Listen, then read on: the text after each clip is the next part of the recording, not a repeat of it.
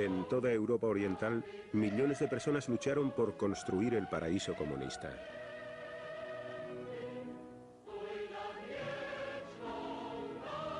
Se esforzaron por cumplir las órdenes y las prohibiciones dictadas desde Moscú.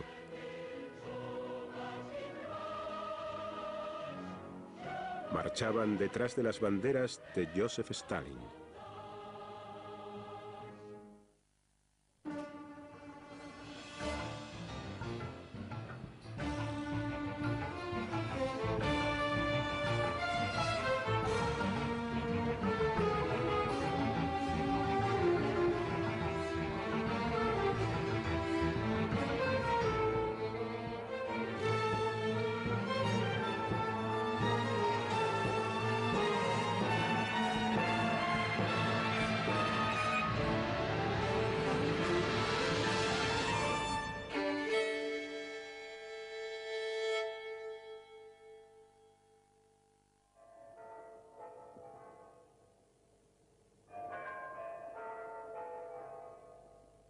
Marzo de 1953. La Unión Soviética llora la muerte de Stalin. Durante casi 3 décadas, Stalin gobernó sin rivales. ¿Cómo se las arreglarían sin él?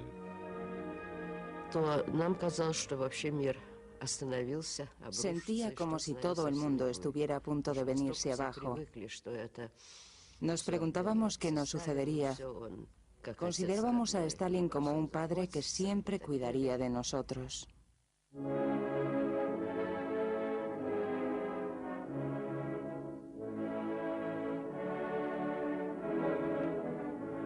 Stalin murió sin haber designado un sucesor. Un liderato colectivo emergió encabezado por Georgi Malenkov, Lavrenti Beria, Vyacheslav Molotov y Nikita Khrushchev.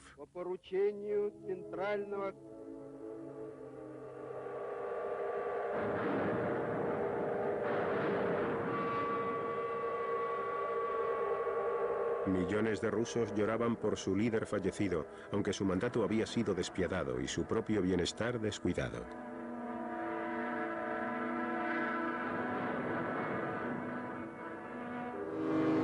Stalin había transformado a la Unión Soviética en una superpotencia, pero en el momento de su muerte las relaciones con los Estados Unidos pocas veces habían sido peores.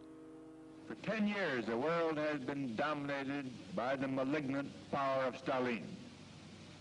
A new era begins, an era in which the guiding spirit is liberty, not enslavement, and when human relations will be those of fraternity, not one-man domination. Estados Unidos también tenía un nuevo gobierno. El presidente Eisenhower, el secretario de Estado Dulles y el vicepresidente Nixon prometieron que harían retroceder las fronteras del poder soviético. Eisenhower y Dulles habían acusado a la administración de Truman de ser suave con el comunismo. Ahora tenían la oportunidad de desafiar al poderío soviético. ¿Pero podría la Europa del Este ser liberada de la dominación soviética sin una guerra nuclear? Dulles habló de liberación, pero Eisenhower insistió en que cuando lo hiciera, lo asociara con métodos pacíficos. De modo que no estaba nada claro cómo esa liberación, en el sentido de hacer retroceder a los soviéticos, podría lograrse solo por métodos pacíficos.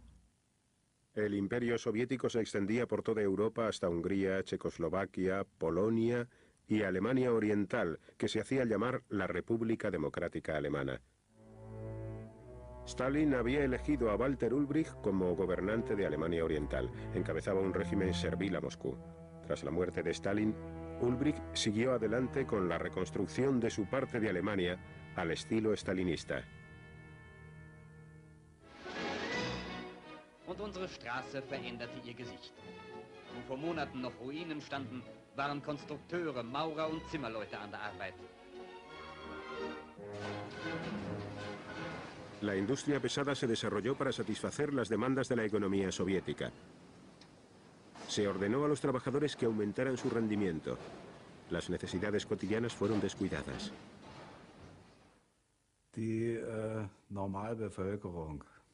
La gente corriente vivía muy mal.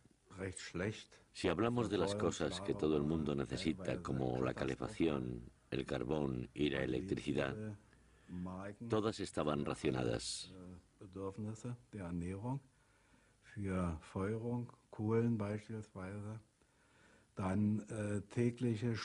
Sencillamente no había electricidad para uso doméstico.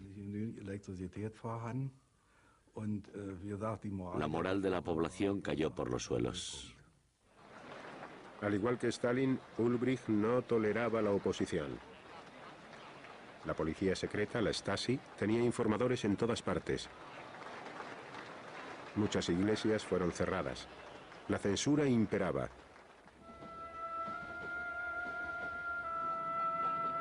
Pero Alemania Oriental no era capaz de evitar que la gente huyera hacia el oeste. Los alemanes orientales podían viajar libremente a los sectores británico, norteamericano y francés de Berlín. Miles de ellos simplemente hacían sus maletas y se marchaban. The flow of East German refugees to sanctuary in the western sector of Berlin reaches record proportions with news of the death of Stalin. Conditions are none too comfortable for these people, but they're happy to be beyond the reach of the Reds.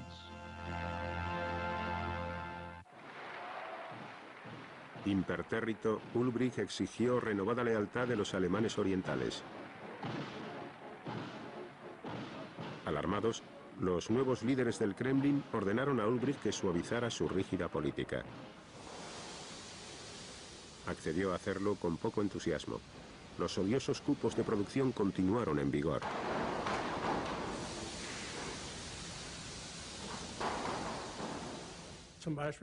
Si cronometraban el tiempo que empleabas en hacer un tornillo y te tomaba 4 minutos, ahora se esperaba que lo hicieras en 2 minutos y medio. Aquello era lo más horrible, el aumento en las cotas de producción y cómo te presionaban para que produjeras. Era demasiado para los trabajadores. La ira popular estalló. Los trabajadores tomaron las calles de Berlín Oriental. Cuando pasamos por delante de las obras, todos, metalúrgicos, cerrajeros, albañiles, carpinteros, todos se unieron a nosotros. Cuando llegamos al hospital de la ciudad, había reunidos varios cientos de miles de personas. Aparecieron pancartas en las obras en las que se leía, abajo el aumento en las cotas de producción. Las noticias del creciente malestar pronto se difundieron en Berlín Occidental. Estaba comiendo en un restaurante al aire libre en Berlín Occidental el 16 de junio, cuando un amigo que trabajaba en el gobierno militar y probablemente en inteligencia pasó en su coche y me dijo: Charles, deberías estar en Berlín Oriental. Así que subí a mi coche, me dirigí allí y encontré con que los obreros de la construcción, que para entonces ya habían abandonado las obras, estaban en huelga y atravesaban Berlín Oriental. Donde los alcancé fue cerca de la estación Friedrichstrassenbahnhof, la más grande justo en el centro de Berlín. Y ya en aquel momento, aunque ir a la huelga por sí mismo era un acto político y un acto de rebeldía, marchar por las calles de la ciudad era algo más. Era casi como iniciar una revolución.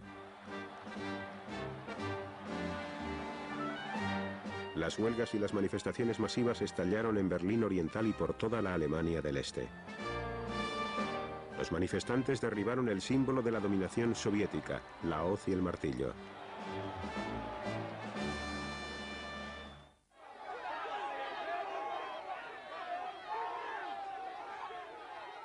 La autoridad del gobierno en Berlín Oriental se vino abajo.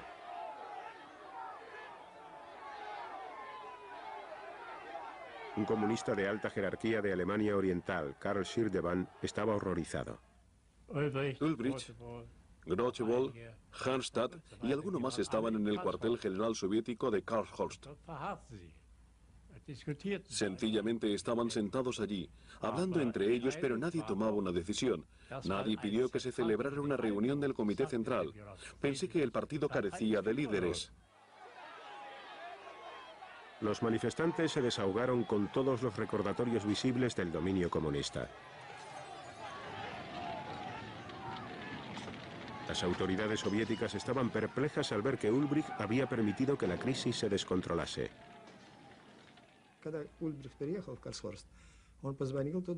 Cuando Ulbricht llegó al cuartel general soviético de Karl Scholz, llamó por teléfono a Karl Shirvan y le preguntó qué estaba sucediendo. Shirvan le comunicó que había muchos borrachos entre la multitud, que estaban rompiendo las ventanas y estaban a punto de entrar. Ulbricht colgó el teléfono y dijo en alemán: "Todo ha terminado".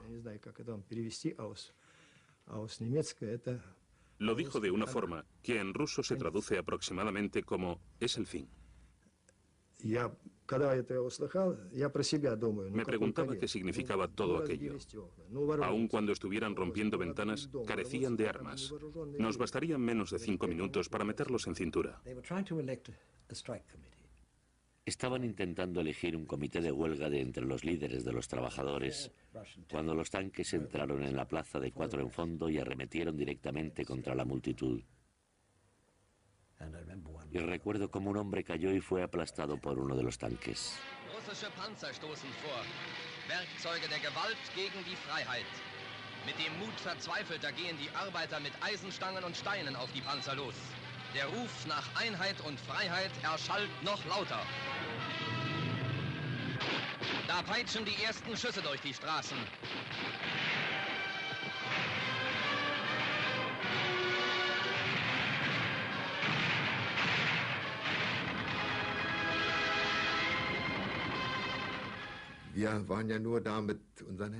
No podíamos hacer nada contra los tanques, solo con nuestras manos y las piedras. Tan pronto como comenzaron los disparos, la gente comenzó a caer, muertos o heridos. El tiroteo disolvió la manifestación. Para nosotros el sueño de la libertad había acabado. Las tropas soviéticas aplastaron la revuelta por toda Alemania Oriental. Al menos 40 personas perdieron la vida y miles fueron arrestadas. Fue la primera vez que las tropas soviéticas y las de Alemania Oriental cerraban el sector soviético de Berlín, aislándolo del resto de la ciudad. Los británicos, los estadounidenses y los franceses estaban a favor de una vida tranquila. Su preocupación era tener seguridad en las vías de acceso a Berlín Occidental, pero no deseaban meterse en dificultades con los rusos. Eso era todo en lo que estaban interesados.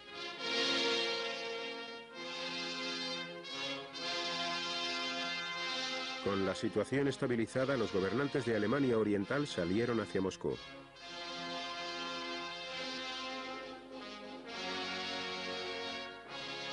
Fuera de la Unión Soviética, pocos países reconocían la República Democrática Alemana de Ulbricht.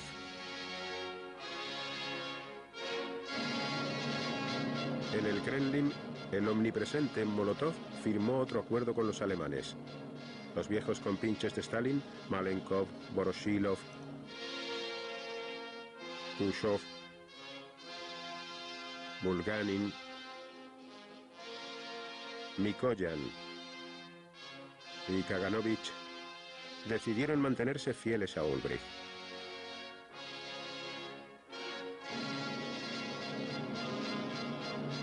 Cuidadosamente organizado para las cámaras, el Politburó se despidió y deseó buena suerte a sus camaradas de Alemania Oriental.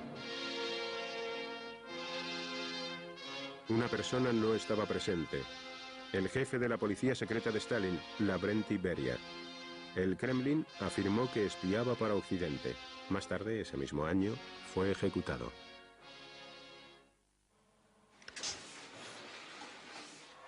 En septiembre de 1953, Konrad Adenauer fue reelegido canciller de Alemania Occidental. Adenauer quería que su mitad de Alemania se convirtiera en socio de la OTAN, la alianza militar de Occidente. Deseábamos una OTAN fuerte que sirviera de barrera defensiva contra la Unión Soviética. También deseábamos evitar cualquier intento de expansión de la Unión Soviética en Europa Occidental. Solo podríamos lograr estos objetivos si Alemania Occidental contaba con un ejército.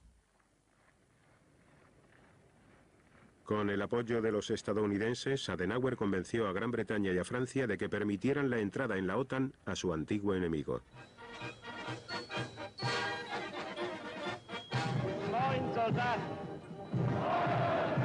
En 1955, a Alemania Occidental le fue permitido crear un ejército.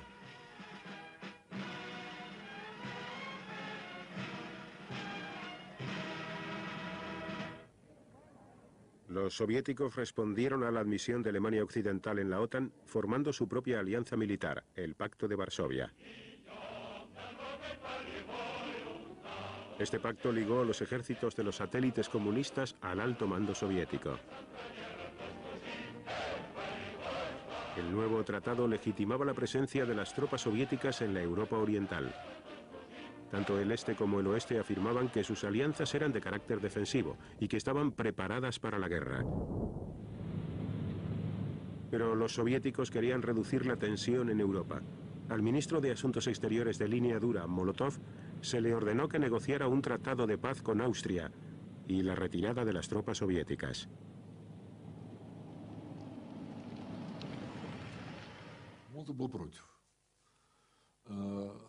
Solo Molotov se expresó en contra. Los demás fueron más comedidos.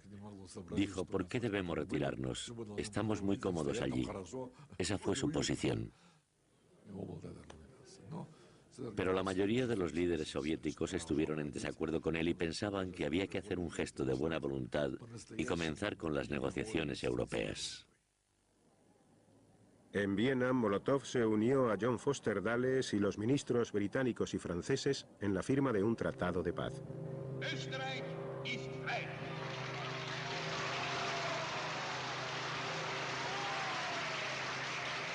Gran Bretaña, Francia, Estados Unidos y la Unión Soviética acordaron dar por finalizada su ocupación militar de Austria. A cambio, los austríacos prometieron una neutralidad permanente. 10 años después del final de la Segunda Guerra Mundial, Occidente y la Unión Soviética retiraron sus tropas. En algunos, su partida alentó las esperanzas de que algún día las tropas soviéticas también se retiraran de Europa del Este. En la lucha por el poder en el Kremlin, Khrushchev se había mostrado más hábil que Malenkov y Molotov. En 1955 había encabezado una delegación soviética a Yugoslavia. Khrushchev quería reparar el perjuicio causado por Stalin al expulsar a la Yugoslavia del presidente Tito del bloque comunista. Mi padre pensó que aquella gente había luchado contra el fascismo y que era el único país en Europa que realmente había ganado, no con la ayuda de la Unión Soviética, sino por sí mismo. Así que pensó que tenía que ir allí, no invitar a Tito a venir a la Unión Soviética, porque éramos un país grande y teníamos que demostrar que nos habíamos equivocado. La Yugoslavia de Tito siguió siendo el único país comunista en Europa independiente del Kremlin.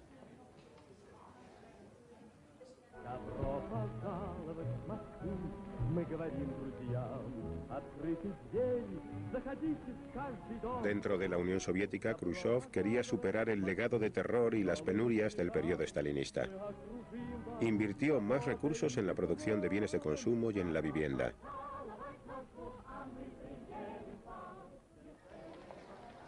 Miles de presos políticos fueron liberados del Gulag. Mi padre creía firmemente en el comunismo. Para él era el mejor tipo de vida para el pueblo, exactamente como el cielo en la tierra, y repetía con frecuencia que era imposible vivir en un cielo rodeado de alambradas. Khrushchev hizo uso del 20º Congreso del Partido Soviético para poner fin a la adoración de Stalin y puso al descubierto las crueldades de su dictadura. Durante una sesión secreta, Khrushchev pronunció un discurso que dejó estupefactos a todos los presentes. Cuando pronunció su discurso, la gente en la sala comenzó a refunfuñar.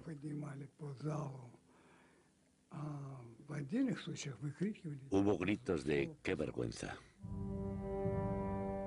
Stalin, dijo Khrushchev a su auditorio, había ordenado el encarcelamiento y ejecución de miles de comunistas leales, trabajadores, gestores y soldados.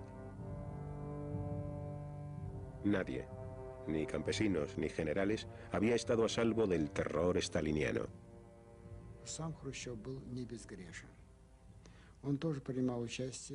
El mismo Khrushchev no estaba exento de culpa. Él había tomado parte activa en la represión de Stalin en Ucrania y en otras partes del país.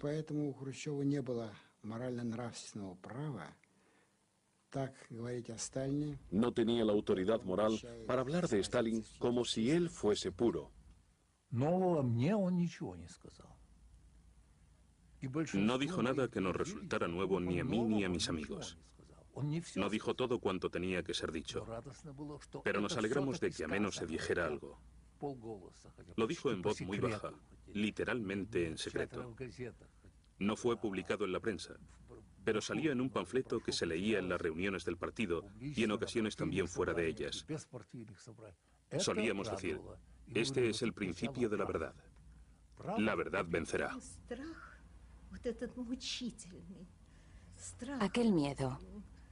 Aquel miedo que nos atormentaba tras la muerte de Stalin comenzó a desvanecerse. Después del 20º Congreso, parecía como si aquel miedo nunca fuera a volver. El discurso secreto de Khrushchev fue una propaganda perfecta para Radio Europa Libre, la emisora financiada por los estadounidenses. El texto del discurso de Khrushchev fue difundido después que la CIA recibiera una copia de él de manos de los servicios de inteligencia israelíes.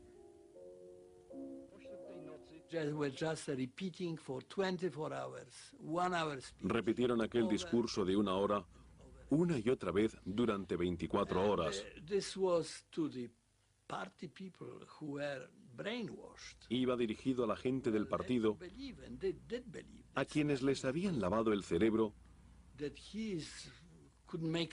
e inducidos a creer que Stalin era Dios, que no podía cometer errores y que todo cuanto hacía era infalible. De pronto su fe, su religión se vino abajo. Polonia era territorio fértil para el mensaje de Radio Europa Libre. La política stalinista había conducido a los trabajadores polacos al borde de la revuelta. Al cabo de años de escasez y duro trabajo, querían un cambio. En junio de 1956, los trabajadores en Poznan exigieron pan, autodeterminación y libertad para la Iglesia Católica Romana, y sobre todo, que se pusiera fin a la dominación soviética en Polonia. Los manifestantes fueron recibidos por tanques y balas polacas. 74 personas murieron. Jóvenes manifestantes fueron sometidos a un juicio celebrado como demostración de poderío, al cual fueron invitados periodistas extranjeros. Lo que realmente sorprendió al gobierno, al régimen, fue que habían sido los trabajadores los que se alzaron, no la gente a la que temían. No los, digamos, intelectuales, ni gente envuelta en política. Habían sido los auténticos trabajadores que estaban disgustados, de manera que aquello fue un golpe tremendo para el régimen. El levantamiento de Poznan avivó el espíritu de rebelión. Apoyados por los trabajadores polacos, los reformadores en el Partido Comunista hicieron reivindicaciones aún más radicales. Algunos incluso exigieron la retirada de las tropas soviéticas. Los reformadores recurrieron a Vladislav Gomulka, un patriótico comunista encarcelado bajo el mandato de Stalin. Sin consultar con el Kremlin, los comunistas polacos lo eligieron como su nuevo líder.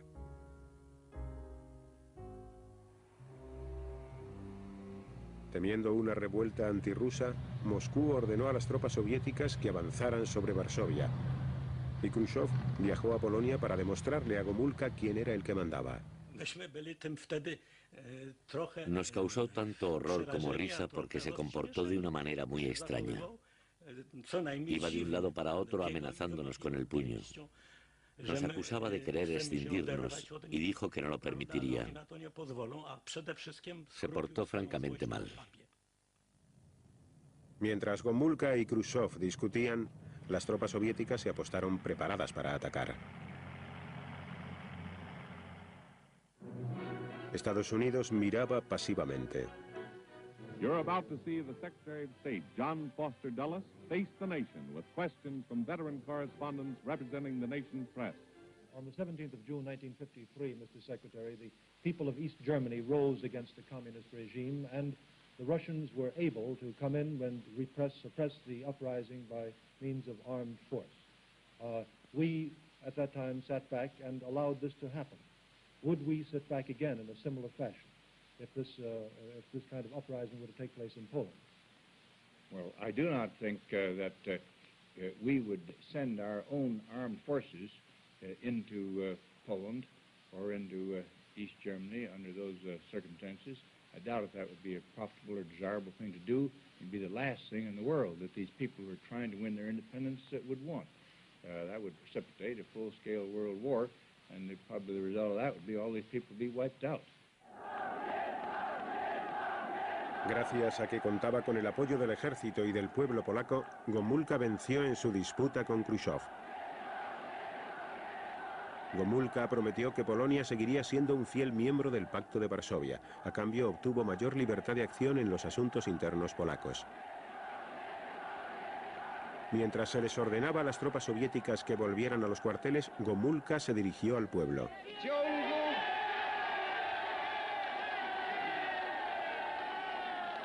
W ciągu ubiegłych lat nagromadziło się w życiu Polski wiele zła, wiele nieprawości i bolesnych rozczarowań. Idee socjalizmu, przeniknięte duchem wolności człowieka i poszanowania praw obywatela, w praktyce ulegały głębokim wypaczeniom.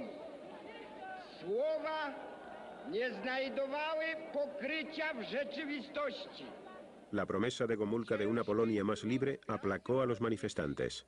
I całego narodu. Gomulka mi opowiadał, że parę lat potem. Varios años más tarde, Gomulka me dijo que había sostenido una conversación con el mariscal soviético Zhukov, que había estado bebiendo.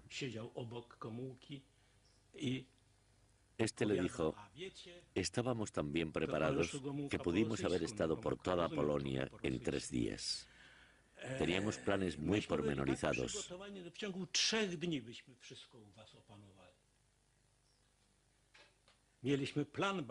A lo que Gomulka respondió, ¿teníais planeado cuántas personas hubieran muerto por ambas partes?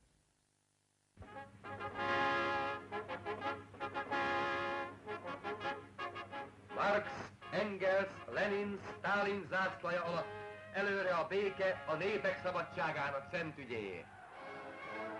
Tras la muerte de Stalin, Hungría había permanecido bajo la despoja de Rákosi. Había un dicho en aquella época, una especie de chiste que decía, solo hay 3 clases de gente en Hungría. Los que han estado en prisión, los que están en prisión y los que estarán en prisión por razones políticas. Al igual que Stalin, Rákosi mataba y encarcelaba a sus rivales, pero se suponía que el pueblo victoreara y se conformara.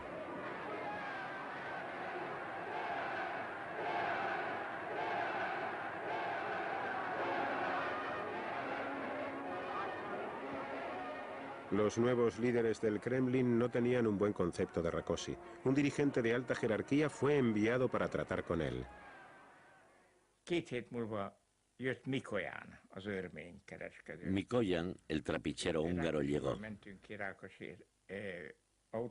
Rákosi y yo fuimos a recibirlo al aeropuerto en coche. Casi habíamos llegado al pabellón de huéspedes cuando se giró hacia Rákosi y le dijo, el liderato soviético ha decidido que usted está enfermo. Rákosi no se consideraba enfermo, pero por supuesto en aquellos tiempos la enfermedad era una decisión política. Mikoyan agregó, requerirá tratamiento en Moscú y tendrá que dimitir.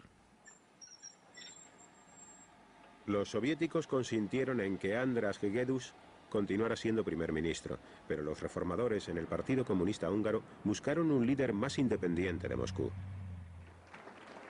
Querían que Imre Nagy asumiera la responsabilidad. Al igual que Gomulka en Polonia, Nagy era visto como el líder que reformaría el partido. En la embajada soviética en Budapest estaban preocupados.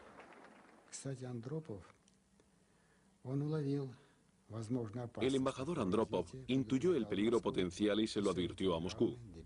Envió muchos telegramas, hizo llamadas telefónicas e incluso fue en persona a Moscú. Intentó avisar a todo el mundo, pero todo fue en vano. Khrushchev pensó que podía hacerle frente a la situación.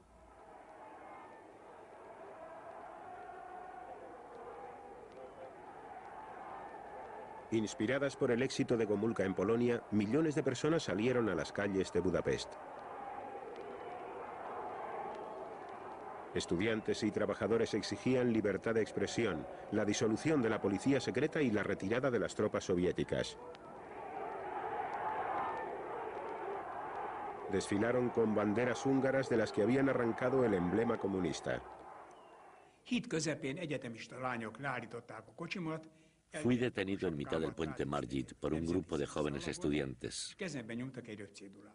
Una de ellas me pidió mi gorra del ejército, la prendió a la bandera nacional y me metió un folleto en la mano. Contenía 14 peticiones.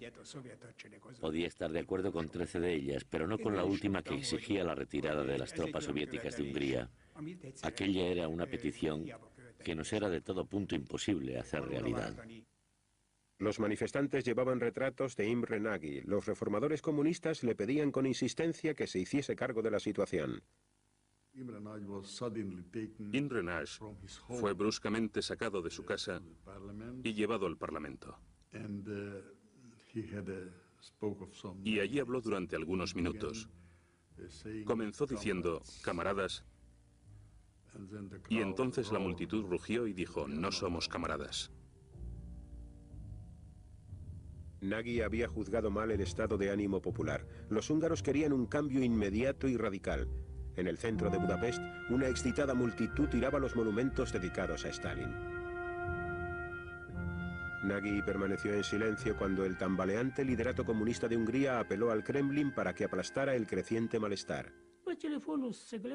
Recibí una llamada telefónica de mi comandante en Segled.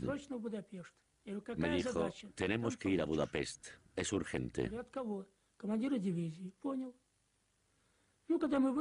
Le pregunté cuáles eran mis órdenes y me dijo que mis órdenes me serían dadas cuando llegase a la ciudad.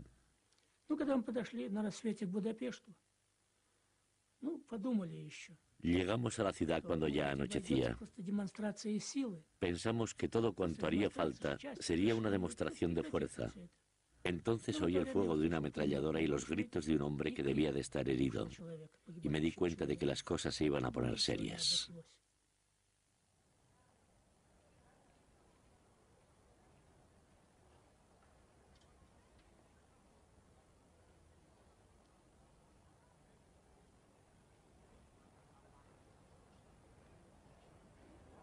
Civiles armados habían evitado que los refuerzos de los tanques rusos entraran en Budapest.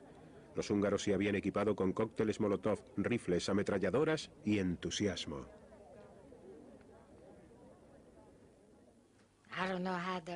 No sabía cómo funcionaban las armas, pero un hombre mayor llamado Pista Bachi me dijo, no te preocupes por eso, yo te enseñaré. Y entonces miré el arma y era más grande que yo. Me explicaron cómo funcionaba y me hicieron un par de demostraciones y tuve que utilizarla por primera vez. Cerré los ojos porque tenía miedo, jamás había usado un arma. Entonces miré a mi alrededor y vi a un par de soldados que se estaban arrancando las estrellas del uniforme. Eran estrellas rusas y se las estaban arrancando. Luego me dijeron, no te preocupes, jovencita, nosotros cuidaremos de ti.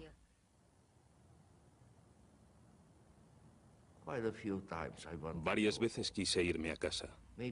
Pensaba que quizá la próxima bala sería para mí. Y comencé a retirarme. Pero entonces vi a chicos de 14 y 15 años muertos. Me dije, he estado en el ejército durante 2 años y cuarto. Sé cómo usar un arma. ¿Voy a irme a casa y dejar que estos chicos mueran por nuestra patria? La vergüenza me mantuvo allí. Durante 4 días de lucha, los revolucionarios húngaros no cedieron terreno.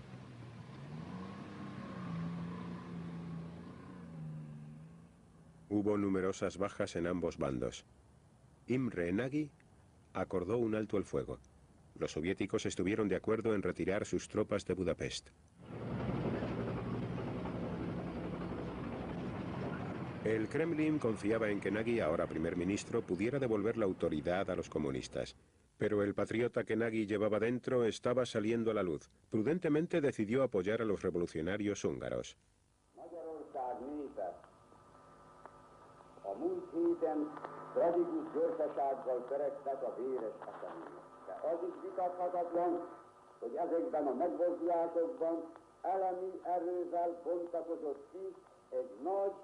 Egész népünket átfogó és egyéforrasztó nemzeti demokratikus mozgalom.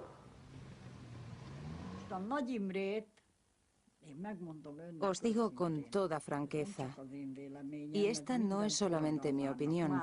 Esto es lo que piensan todos los revolucionarios, al menos los que se atreven a expresar sus opiniones, que reconocimos a Imre Nagy como nuestro primer ministro solo cuando él efectivamente admitió la revolución.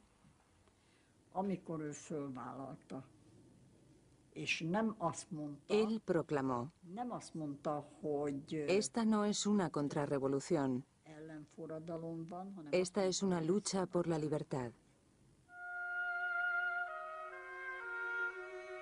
Durante los enfrentamientos en Budapest, mucha gente se había refugiado en los sótanos. Cuando salieron de ellos, encontraron gran parte de su ciudad en ruinas.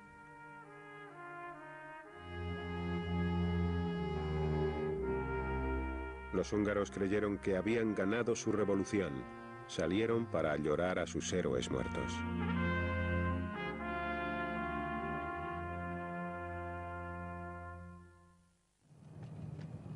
Los corresponsales occidentales acudieron en masa a Hungría para informar sobre una victoria. What do you hope will happen now?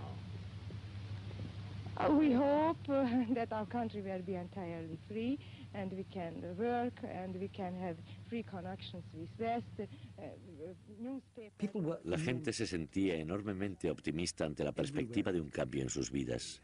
Por todas partes del país la bandera tricolor húngara ondeaba con el centro desgarrado tras haber arrancado el emblema comunista.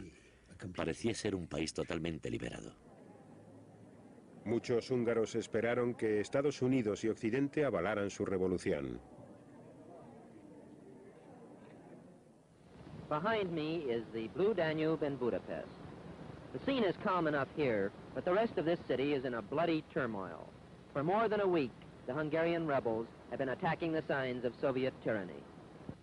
It's become a platitude to say of a people that they've earned their freedom. But it's the only thing that can really be said of the Hungarians today. Whether they will be free is still in the issue. But if sheer guts can win freedom, they'll win. La atención de Occidente se vio distraída por otra crisis lejos de Europa. Una extraordinaria operación militar estaba comenzando en Oriente Medio. El canal de Suez, en Egipto, estaba siendo atacado por Gran Bretaña, Francia e Israel. Estados Unidos no había sido consultado y estaba enfurecido. También lo estaban los húngaros. Fuimos a hacerle una entrevista al jefe de la resistencia en Győr, la ciudad más importante del oeste de Hungría, y nos concedió su tiempo. Nos dijo: habéis echado por tierra, vosotros los británicos y por supuesto los franceses, habéis echado por tierra nuestro alzamiento al empezar una guerra en Oriente Medio. Esto pondrá a los rusos en una posición en la que podrán de hecho actuar con total impunidad, porque los ojos del mundo estarán en Oriente Medio y no en Hungría. Estaban enfadados.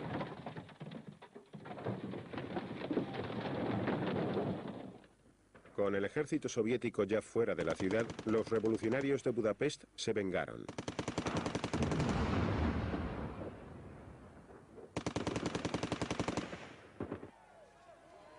Las oficinas del Partido Comunista fueron destruidas. La bandera roja quemada.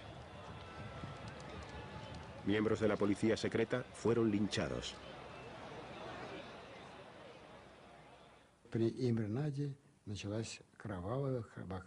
Con Imre Nagy en el poder, hubo una orgía de sangre en las calles de Budapest y en otras ciudades.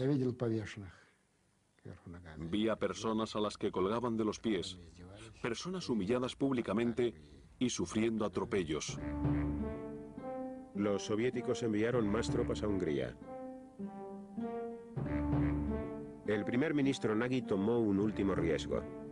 Pensando en el ejemplo de Austria, declaró la neutralidad húngara y su divorcio del Pacto de Varsovia.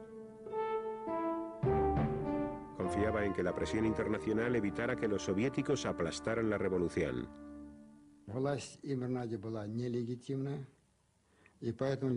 El gobierno de Imre Nagy no era legítimo. Por consiguiente, cualquier decisión que tomara con respecto al Pacto de Varsovia, al que Hungría se había incorporado de acuerdo con sus propias leyes, era, por no decir algo peor, nula. Otros estados comunistas, especialmente China, instaban a Khrushchev a que usara la fuerza. Fue una decisión muy complicada para mi padre, que estuvo meditando durante 3 o 4 días. Hablaba con los chinos, con otros representantes, y en algunos momentos decidió no usar la fuerza y dijo que no. ¿Tenemos que usar la fuerza? Sí, no, sí, no. Al final se decidió usar la fuerza.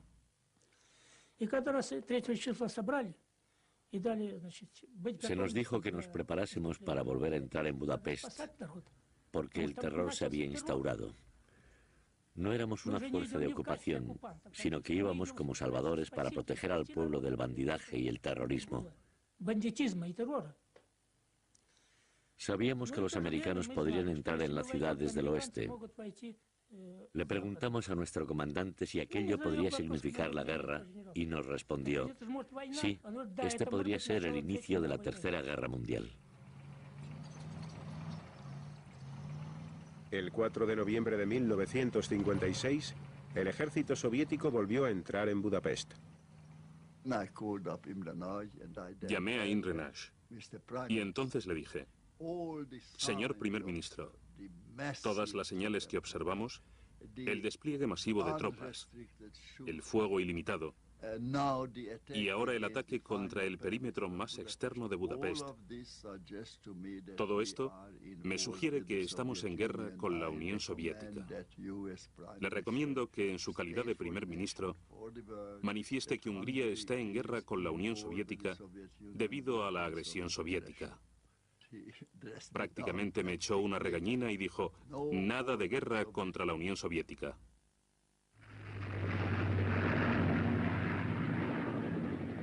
Khrushchev había ordenado el ataque después de que los norteamericanos le dieron a entender que, en lo que a Eisenhower se refería, Hungría pertenecía a la esfera de influencia soviética.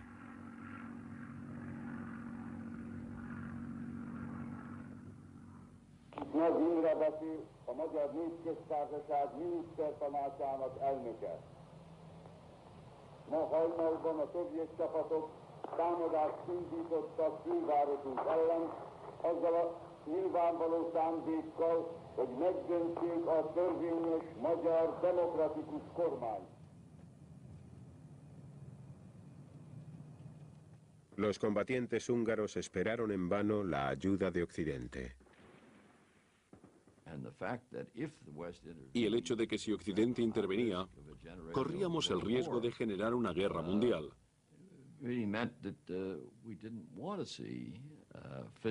Suponía que no deseábamos provocar alzamientos cruentos, y la política, al menos, era no crear esperanzas de que intervendríamos entre los países satélites. Radio Europa Libre repetía: aguantad 2 o 3 semanas, 3 semanas más, entraremos y os ayudaremos.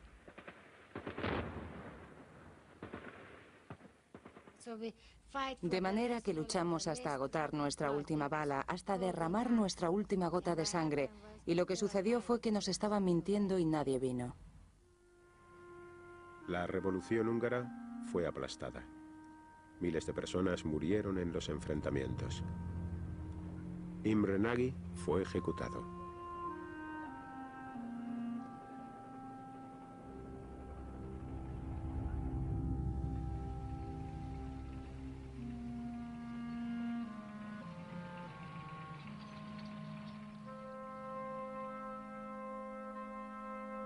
$200.000 húngaros huyeron a Austria antes de que la frontera fuera cerrada por la Unión Soviética.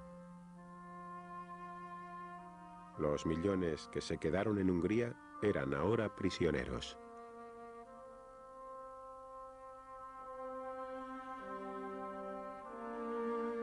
Khrushchev había hecho valer una vez más el telón de acero.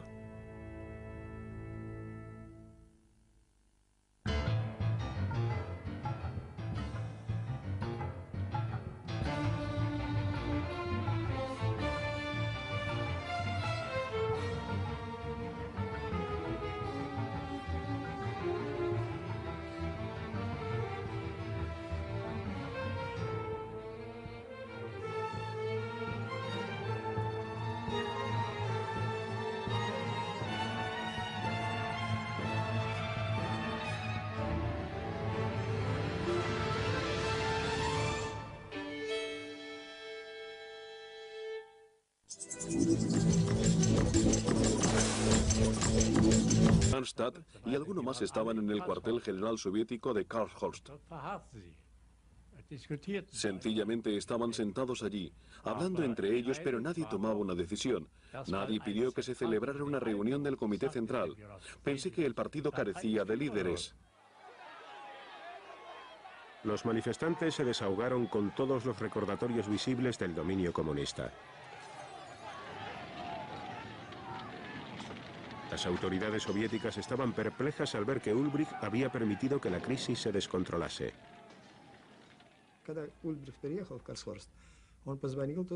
Cuando Ulbricht llegó al cuartel general soviético de Karlshorst, llamó por teléfono a Karl Shirvan y le preguntó qué estaba sucediendo.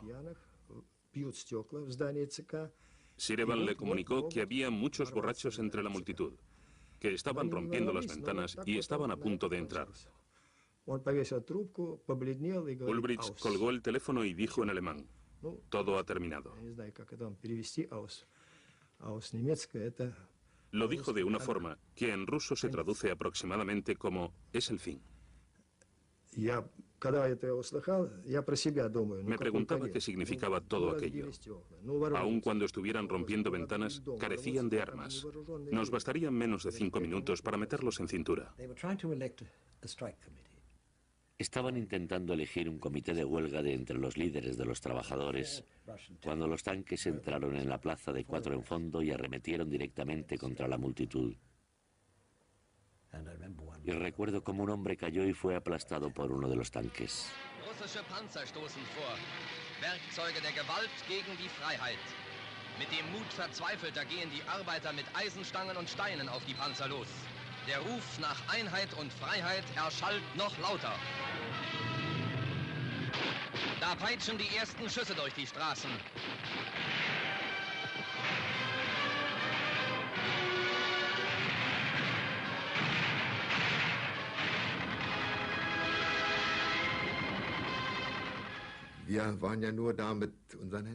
No podíamos hacer nada contra los tanques, solo con nuestras manos y las piedras. Tan pronto como comenzaron los disparos, la gente comenzó a caer, muertos o heridos. El tiroteo disolvió la manifestación. Para nosotros el sueño de la libertad había acabado. Las tropas soviéticas aplastaron la revuelta por toda Alemania Oriental.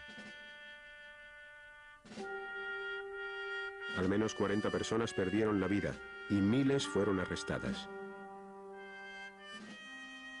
Fue la primera vez que las tropas soviéticas y las de Alemania Oriental cerraban el sector soviético de Berlín, aislando a comunistas leales, trabajadores, gestores y soldados. Nadie, ni campesinos ni generales, había estado a salvo del terror staliniano.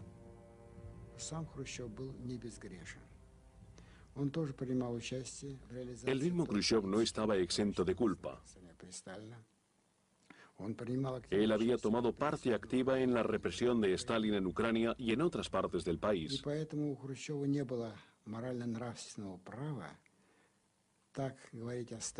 No tenía la autoridad moral para hablar de Stalin como si él fuese puro.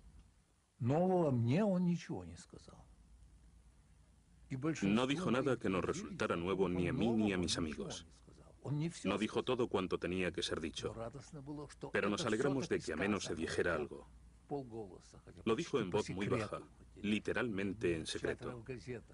No fue publicado en la prensa, pero salía en un panfleto que se leía en las reuniones del partido y en ocasiones también fuera de ellas. Solíamos decir, este es el principio de la verdad. La verdad vencerá.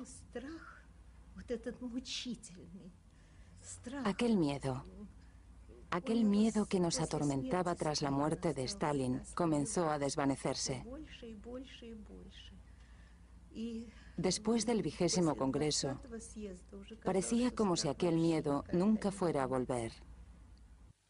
El discurso secreto de Khrushchev fue una propaganda perfecta para Radio Europa Libre, la emisora financiada por los estadounidenses. El texto del discurso de Khrushchev fue difundido después que la CIA recibiera una copia de él de manos de los servicios de inteligencia israelíes.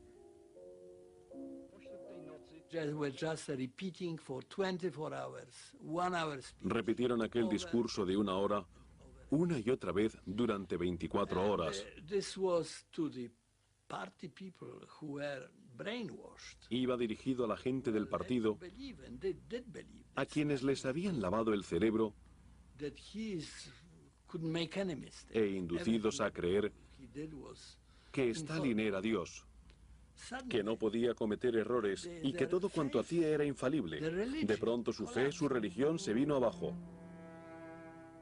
Polonia era territorio fértil para el mensaje de Radio Europa Libre. La política stalinista había conducido a los trabajadores polacos al borde de la revuelta. Al cabo de años de escasez y duro trabajo, querían un cambio.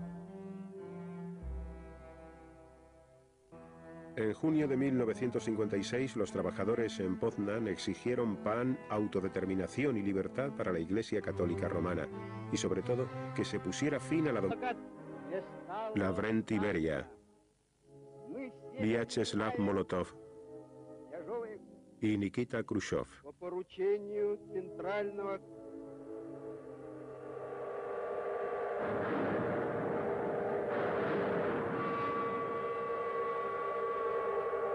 Millones de rusos lloraban por su líder fallecido, aunque su mandato había sido despiadado y su propio bienestar descuidado.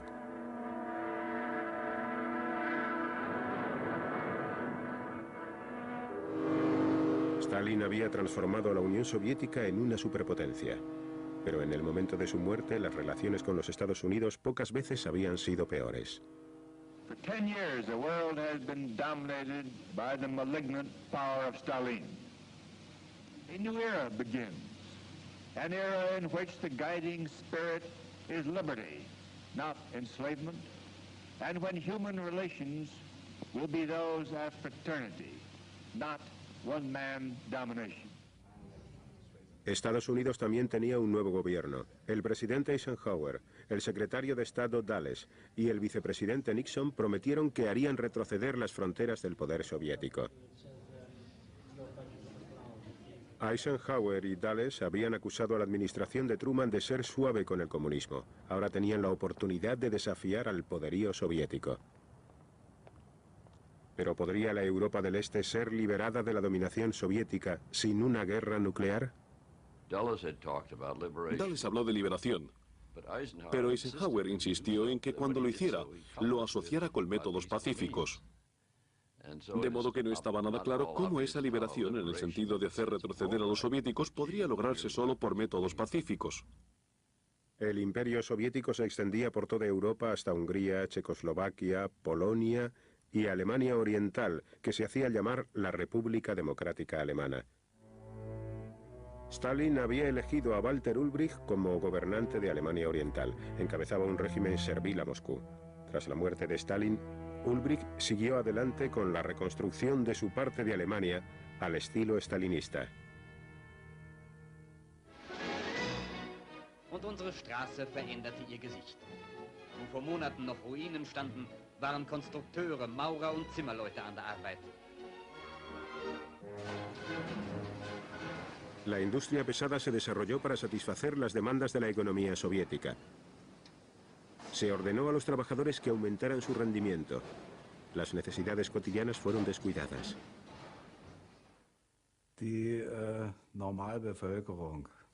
La gente corriente vivía muy mal. Si hablamos de las cosas que todo el mundo necesita, como la... Acordó un alto el fuego. Los soviéticos estuvieron de acuerdo en retirar sus tropas de Budapest. El Kremlin confiaba en que Nagy, ahora primer ministro, pudiera devolver la autoridad a los comunistas. Pero el patriota que Nagy llevaba dentro estaba saliendo a la luz. Prudentemente decidió apoyar a los revolucionarios húngaros.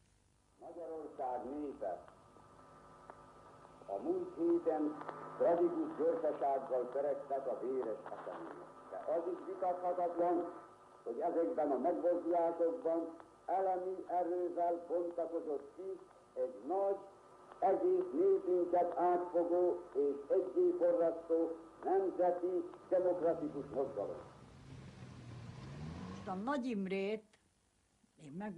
Os digo con toda franqueza, y esta no es solamente mi opinión.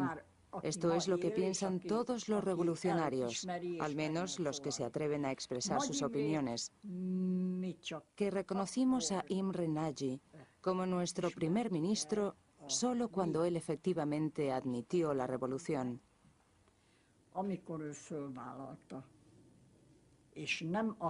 Él proclamó: esta no es una contrarrevolución, esta es una lucha por la libertad. Durante los enfrentamientos en Budapest, mucha gente se había refugiado en los sótanos. Cuando salieron de ellos, encontraron gran parte de su ciudad en ruinas.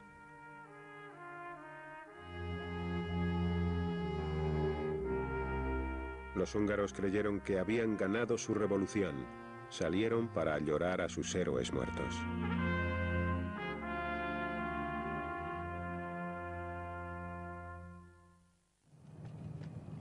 Los corresponsales occidentales acudieron en masa a Hungría para informar sobre una victoria. What do you hope will happen now? We hope that our country will be entirely free and we can work and we can have free connections with West. La gente se sentía enormemente optimista ante la perspectiva de un cambio en sus vidas. Por todas partes del país la bandera tricolor húngara ondeaba con el centro desgarrado tras haber arrancado el emblema comunista. Parecía ser un país totalmente liberado. Muchos húngaros esperaron que Estados Unidos y Occidente avalaran su revolución. Behind me is the Blue Danube in Budapest. The scene is calm enough here, but the rest of this city is in a bloody turmoil. For more than a week, the Hungarian rebels have been attacking the signs of Soviet tyranny. It's become a platitude to say of a people that... Una persona no estaba presente. El jefe de la policía secreta de Stalin, Lavrenti Beria. El Kremlin afirmó que espiaba para Occidente. Más tarde, ese mismo año, fue ejecutado.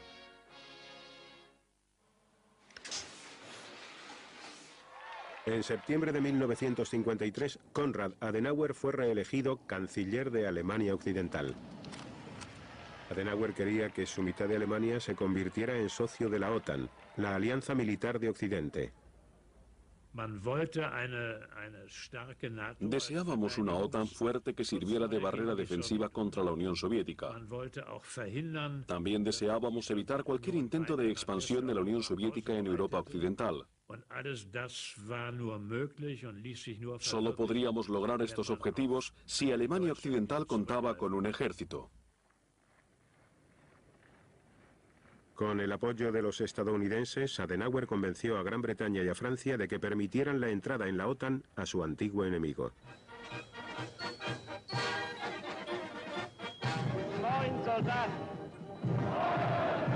En 1955, a Alemania Occidental le fue permitido crear un ejército.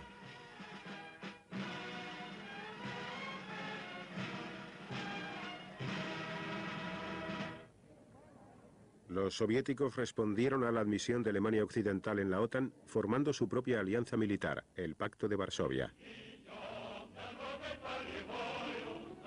Este pacto ligó los ejércitos de los satélites comunistas al alto mando soviético. El nuevo tratado legitimaba la presencia de las tropas soviéticas en la Europa Oriental. Tanto el este como el oeste afirmaban que sus alianzas eran de carácter defensivo y que estaban preparadas para la guerra. Pero los soviéticos querían reducir la tensión en Europa. Al ministro de Asuntos Exteriores de línea dura, Molotov, se le ordenó que negociara un tratado de paz con Austria y la retirada de las tropas soviéticas.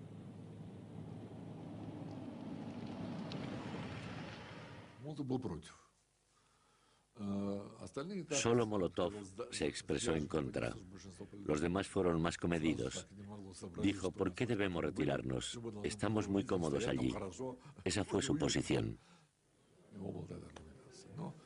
Pero la mayoría de los líderes soviéticos estuvieron en desacuerdo con él y pensaban que había que hacer un gesto de buena voluntad y comenzar con las negociaciones europeas. En Viena, Molotov se unió a John Foster Dulles y los ministros británicos y franceses en la firma de un tratado de paz.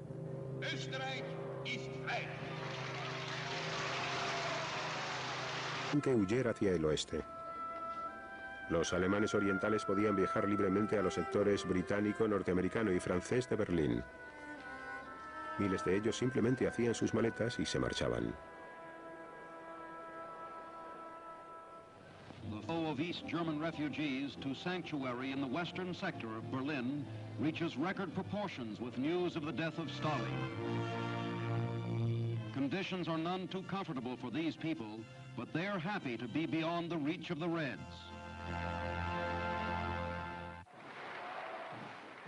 Impertérrito, Ulbricht exigió renovada lealtad de los alemanes orientales. Alarmados, los nuevos líderes del Kremlin ordenaron a Ulbricht que suavizara su rígida política.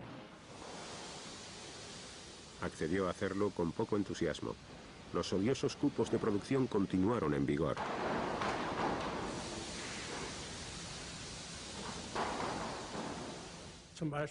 Si cronometraban el tiempo que empleabas en hacer un tornillo y te tomaba 4 minutos, ahora se esperaba que lo hicieras en 2 minutos y medio. Aquello era lo más horrible, el aumento en las cotas de producción y cómo te presionaban para que produjeras. Era demasiado para los trabajadores. La ira popular estalló. Los trabajadores tomaron las calles de Berlín Oriental. Cuando pasamos por delante de las obras, todos, metalúrgicos, cerrajeros, albañiles, carpinteros, todos se unieron a nosotros. Cuando llegamos al hospital de la ciudad, había reunidos varios cientos de miles de personas. Aparecieron pancartas en las obras en las que se leía, abajo el aumento en las cotas de producción. Las noticias del creciente malestar pronto se difundieron en Berlín Occidental. Estaba comiendo en un restaurante al aire libre en Berlín Occidental el 16 de junio, cuando un amigo que trabajaba en el gobierno militar y probablemente en inteligencia pasó en su coche y me dijo, Charles, deberías estar en Berlín Oriental. Así que subí a mi coche, me dirigí allí y encontré con que los obreros de la construcción, que para entonces ya habían abandonado las obras, estaban en huelga y atravesaban Berlín Oriental. Donde los alcancé fue cerca de la estación Friedrichstrassenbahnhof, la más grande justo en el centro de Berlín. Y ya en aquel momento, aunque ir a la huelga por sí mismo era un acto político y un acto de rebeldía, marchar por las calles de la ciudad era algo más. Era casi como iniciar una revolución. Las huelgas y las manifestaciones masivas estallaron en Berlín Oriental y por toda la Ale abajo querían un cambio.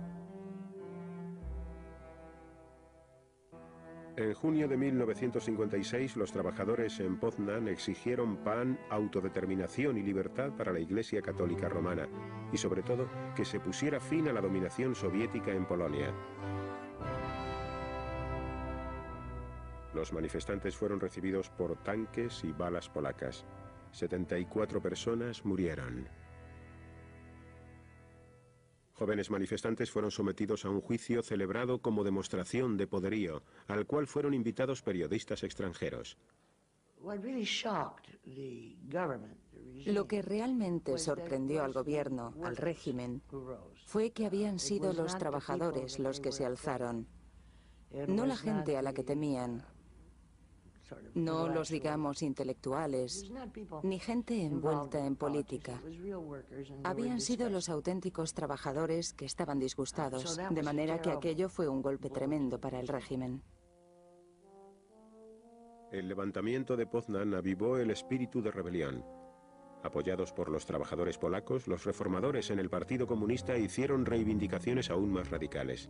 Algunos incluso exigieron la retirada de las tropas soviéticas. Los reformadores recurrieron a Vladislav Gomulka, un patriótico comunista encarcelado bajo el mandato de Stalin.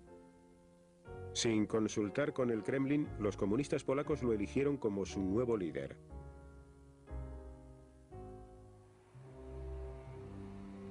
Temiendo una revuelta antirrusa, Moscú ordenó a las tropas soviéticas que avanzaran sobre Varsovia, y Khrushchev viajó a Polonia para demostrarle a Gomulka quién era el que mandaba. Nos causó tanto horror como risa porque se comportó de una manera muy extraña. Iba de un lado para otro amenazándonos con el puño. Nos acusaba de querer escindirnos y dijo que no lo permitiría. Se portó francamente mal. Mientras Gomulka y Khrushchev discutían, las tropas soviéticas se apostaron preparadas para atacar. Estados Unidos miraba pasivamente. You're about to see the Secretary of State, John Foster Dulles, face the nation with questions from veteran correspondents representing the nation's press. On the 17th of June 1953, Mr. Secretary, the people of East Germany rose against the communist regime, and the Russians were able to come in and suppress the uprising by means of armed force. We, at that time, sat back and allowed this to happen. Would we sit back again in a similar fashion if this kind of uprising were to take place in Poland? Well, I do not think en la que podrán de hecho actuar con total impunidad, porque los ojos del mundo estarán en Oriente Medio y no en Hungría. Estaban enfadados.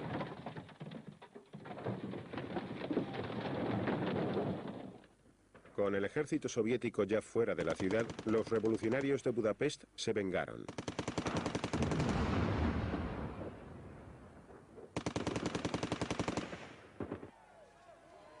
Las oficinas del Partido Comunista fueron destruidas, la bandera roja quemada. Miembros de la policía secreta fueron linchados. Con Imre Nagy en el poder, hubo una orgía de sangre en las calles de Budapest y en otras ciudades. Vi a personas a las que colgaban de los pies, personas humilladas públicamente y sufriendo atropellos. Los soviéticos enviaron más tropas a Hungría. El primer ministro Nagy tomó un último riesgo. Pensando en el ejemplo de Austria, declaró la neutralidad húngara y su divorcio del Pacto de Varsovia. Confiaba en que la presión internacional evitara que los soviéticos aplastaran la revolución. El gobierno de Imre Nagy no era legítimo. Por consiguiente, cualquier decisión que tomara con respecto al Pacto de Varsovia, al que Hungría se había incorporado de acuerdo con sus propias leyes, era, por no decir algo peor, nula. Otros estados comunistas, especialmente China, instaban a Khrushchev a que usara la fuerza. Fue una decisión muy complicada para mi padre, que estuvo meditando durante 3 o 4 días. Hablaba con los chinos, con otros representantes, y en algunos momentos decidió no usar la fuerza y dijo que no. ¿Tenemos que usar la fuerza? Sí, no, sí, no. Al final se decidió usar la fuerza.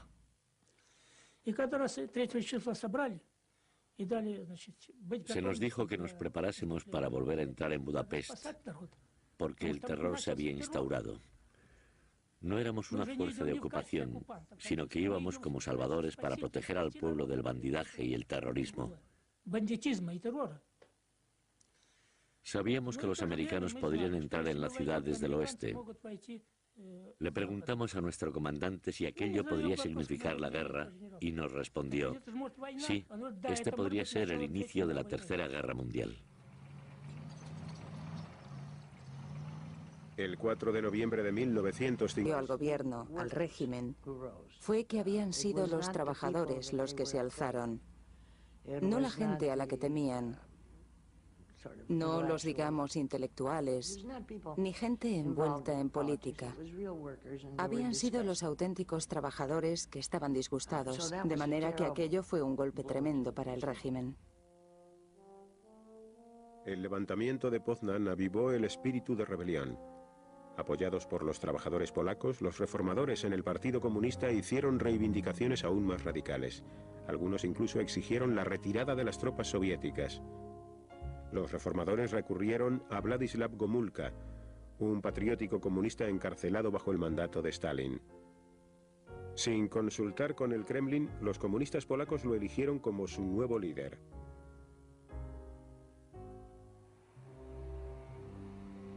Temiendo una revuelta antirrusa, Moscú ordenó a las tropas soviéticas que avanzaran sobre Varsovia, y Khrushchev viajó a Polonia para demostrarle a Gomulka quién era el que mandaba. Nos causó tanto horror como risa porque se comportó de una manera muy extraña. Iba de un lado para otro amenazándonos con el puño. Nos acusaba de querer escindirnos y dijo que no lo permitiría. Se portó francamente mal. Mientras Gomulka y Khrushchev discutían, las tropas soviéticas se apostaron preparadas para atacar.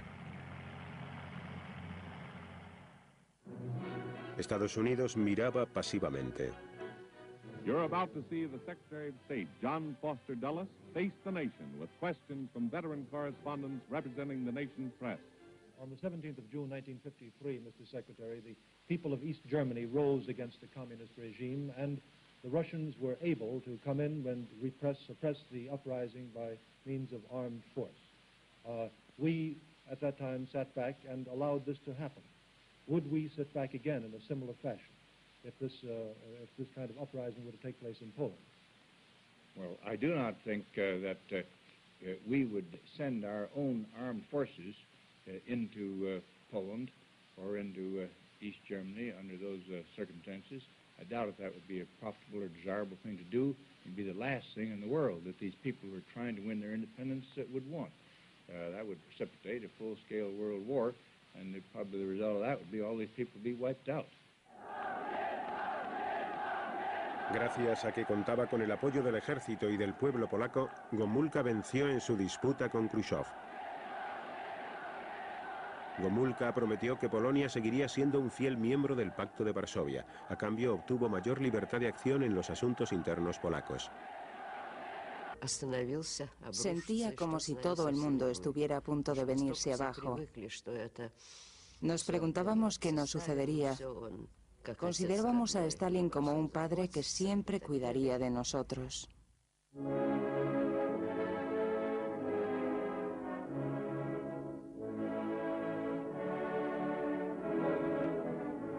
Stalin murió sin haber designado un sucesor. Un liderato colectivo emergió encabezado por Georgi Malenkov, Lavrenti Beria, Vyacheslav Molotov y Nikita Khrushchev.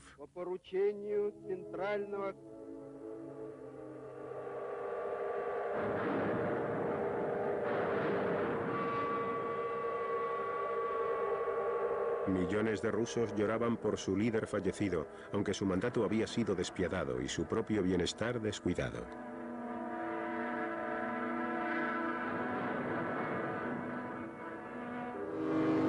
Stalin había transformado a la Unión Soviética en una superpotencia, pero en el momento de su muerte las relaciones con los Estados Unidos pocas veces habían sido peores. For 10 years, the world has been dominated by the malignant power of Stalin. A new era begins, an era in which the guiding spirit is liberty, not enslavement, and when human relations will be those of fraternity, not one-man domination. Estados Unidos también tenía un nuevo gobierno. El presidente Eisenhower, el secretario de Estado Dulles y el vicepresidente Nixon prometieron que harían retroceder las fronteras del poder soviético. Eisenhower y Dulles habían acusado a la administración de Truman de ser suave con el comunismo. Ahora tenían la oportunidad de desafiar al poderío soviético. ¿Pero podría la Europa del Este ser liberada de la dominación soviética sin una guerra nuclear? Dulles habló de liberación, pero Eisenhower insistió en que cuando lo hiciera, lo asociara con métodos pacíficos. De modo que no estaba nada claro cómo esa liberación, en el sentido de hacer retroceder a los soviéticos, podría lograrse solo por métodos pacíficos. El imperio soviético se extendía por toda Europa hasta Hungría, Checoslovaquia, Polonia y Alemania Oriental, que se hacía llamar la República Democrática Alemana. Stalin había elegido a Walter Ulbricht como gobernante de Alemania Oriental. Encabezaba un régimen servil a Moscú. Tras la muerte de Stalin, Ulbricht siguió adelante con la reconstrucción de su parte de Alemania al estilo stalinista.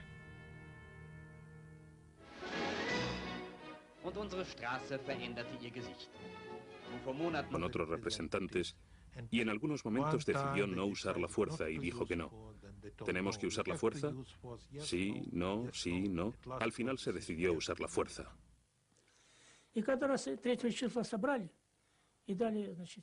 Se nos dijo que nos preparásemos para volver a entrar en Budapest, porque el terror se había instaurado.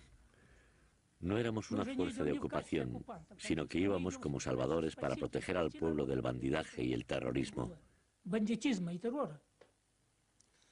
Sabíamos que los americanos podrían entrar en la ciudad desde el oeste. Le preguntamos a nuestro comandante si aquello podría significar la guerra y nos respondió: sí, este podría ser el inicio de la Tercera Guerra Mundial.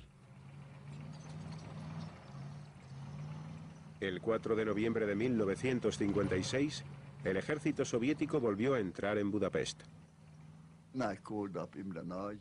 Llamé a Imre Nagy y entonces le dije: señor primer ministro, todas las señales que observamos, el despliegue masivo de tropas, el fuego ilimitado y ahora el ataque contra el perímetro más externo de Budapest, todo esto me sugiere que estamos en guerra con la Unión Soviética. Le recomiendo que en su calidad de primer ministro manifieste que Hungría está en guerra con la Unión Soviética debido a la agresión soviética. Prácticamente me echó una regañina y dijo: nada de guerra contra la Unión Soviética.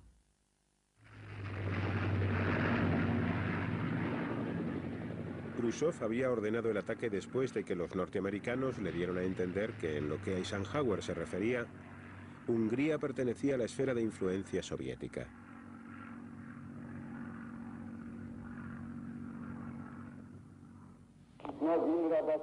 A Magyar Népköztársaság minisztertanácsának elnöke. Ma hajnalban a szovjet csapatok támadást indítottak fővárosunk ellen, azzal a nyilvánvaló szándékkal, hogy megdöntsék a törvényes magyar demokratikus kormányt. Los combatientes húngaros esperaron en vano la ayuda de Occidente. Y el hecho de que si Occidente intervenía, corríamos el riesgo de generar una guerra mundial.